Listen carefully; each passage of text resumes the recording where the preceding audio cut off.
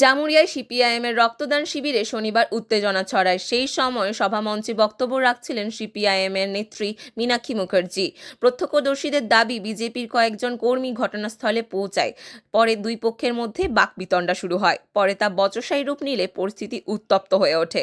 খবর পেয়ে পুলিশ দ্রুত হস্তক্ষেপ করে পরিস্থিতি নিয়ন্ত্রণে আনে। পুলিশের তৎপরতায় কোনো বড় ধরনের অপ্রীতিকর ঘটনা ঘটেনি এবং পরে রক্তদান শিবিরের অনুষ্ঠান স্বাভাবিকভাবেই সম্পন্ন হয়। মিটিং কেন? তো তাতে কি হয়েছে? তাতে কি হয়েছে?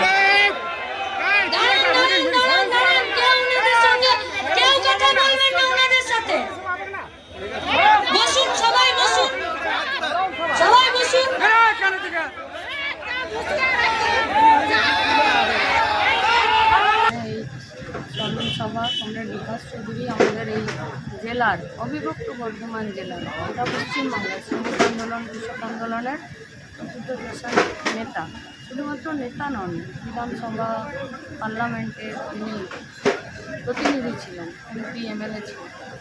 তার স্মরণ সভাতে এখানে প্রতি বছরই আজকের দিনে আমরা সাধারণ মানুষ জড়ো হয়ে তার প্রতি শ্রদ্ধা জানাই, তার কথা বর্তমান পরিস্থিতিতে বলি। তা পশ্চিমবঙ্গে বিজেপি যা শুরু করেছে, তৃণমূলের একদম ওই নিচের তলায় যারা গুন্ডামি বদমাশি করতো, সেই অংশটা এখন, সেই অংশের যা বৈশিষ্ট্য, সেই বৈশিষ্ট্যটা, সেই অংশটা এখন যুক্ত হয়ে গেছে পুরোটা বিজেপির সঙ্গে, এবং বিজেপির টাকা পয়সা এবং বিজেপির ভারত বিরোধী, বিজেপির যুক্তি বিরোধী, গণতন্ত্র বিরোধী, আইন শাসন প্রশাসন বিরোধী, একতরফা দমনমূলক পীড়নমূলক যে নীতিতে আমাদের কাজ কারবার জিনিসপত্রের দাম কমানোর কোনো দিশা নেই, শুধুমাত্র একটি অস্থিরতা তৈরি করার রাজনীতি আছে। সেই রাজনীতির বহিঃপ্রকাশ পশ্চিম বর্ধমানে, গোটা পশ্চিমবঙ্গে প্রতিদিন হচ্ছে। আজকে তার অন্যতা হলো না, তাই হলো। পশ্চিমবঙ্গের মানুষ বোধহয় এই পরিবর্তন। কর্মী কি বললেন এসে পুরোটা লিখবেন, পুরোটা বলবেন। কি বললেন? মিটিং করা যাবে না। কেন না? আমরা সরকার চালাচ্ছি। তার মানে বিজেপির সরকারে অন্য কোনো দলের কোনো রাজনৈতিক কাজ চলবে না, এটাই। তাহলে এটা বিজেপির পার্টি এবং বিজেপির সরকার এটাকে অ্যাডমিট করছেন? যদি অ্যাডমিট না করছেন, তাহলে এলাকার বিজেপির নেতৃত্ব এবং বিজেপির সরকারকে বলছি, তাদের এই কর্মীদের বিরুদ্ধে দ্রুত ব্যবস্থা নিয়ে পশ্চিমবঙ্গের মানুষকে এবং জামুরিয়ার মানুষকে বার্তা পাঠান যে না, এটা আমাদের লাইন নয়, যারা করেছে আমরা তাদের বিরুদ্ধে ব্যবস্থা নিচ্ছি, তাদেরকে পুলিশ অ্যারেস্ট করুক এবং আমাদের পার্টির সঙ্গে তাদের কোনো সম্পর্ক নেই। সভা করার অধিকার প্রত্যেকেরই আছে। ভারতীয় গণতন্ত্র যথেষ্ট শক্তিশালী এবং প্রত্যেককে সেই অধিকার দিয়েছে। আমাদের মাননীয় দিদি মীনাক্ষীদি উনি গেছেন, খুব ভালো কথা, এবং সেই বাহিনী পরিহারপুর দর্শন করছেন, সেটাও খুব ভালো কথা।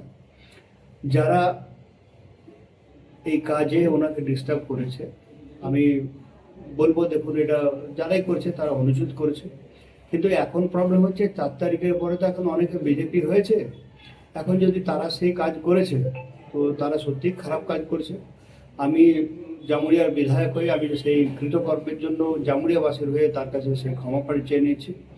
কিন্তু আমি এটুকু বলবো যে দিদি, সেরকম যদি আপনার মনে হয়, আপনি ডেফিনেটলি পুলিশে কমপ্লেন করবেন। কারণ আমাদের পুলিশ আপনার যথেষ্ট ভালোভাবে শাসন ব্যবস্থাকে টিকিয়ে রেখেছে এবং বিজেপি, সিপিএম, টিএমসি না দেখে, রং না দেখে, বিগত সরকার বা তার আগে সরকারের ন্যায় সেরকম না করে যথেষ্ট আইন শৃঙ্খলাকে জামুরিয়ার মধ্যে ভালো রেখেছেন, এবং আমি তার জন্য গর্ব অনুভব করি সেই পুলিশ অফিসারের জন্য। তো আপনার যদি কোথাও মনে হচ্ছে কোথাও কেউ ডিস্টার্ব করেছে, আমি বলবো আপনারা নিঃসন্দেহে কমপ্লেন দিন এবং পুলিশ যথানুযায়ী আপনার যেটা আইন অনুযায়ী যেটা ব্যবস্থা নেওয়ার সেটা ডেফিনেটলি নেবে। কিন্তু আমি বলবো কোনো বিজেপির লোক এই কাজ করবে না, বা বিজেপিকে আমরা সেরকম কোনো কাজ করতে প্রশ্রয় দেব না। অ্যাটলিস্ট জামুরিয়ার বিধায়ক হিসাবে আমি এটুকু আপনাকে বলতে পারি।